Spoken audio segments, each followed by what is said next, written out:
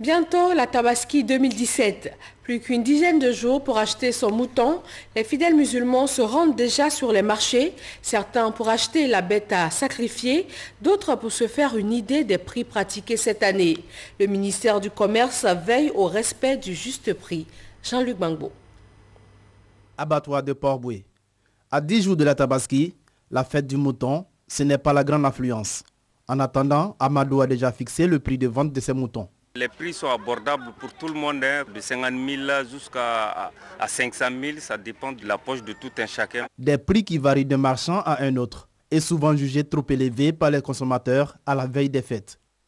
Bokoum, un des chefs du parc à bétail, en donne les raisons. Une fois qu'il y a les fêtes, les transporteurs, le prix là, il augmente.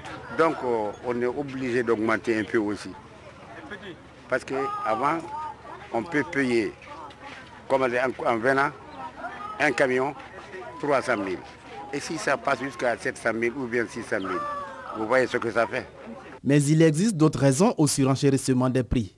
Il s'agit, à en croire le ministère du Commerce, de la forte implication d'intermédiaires, des tracasseries routières et autres perceptions illicites.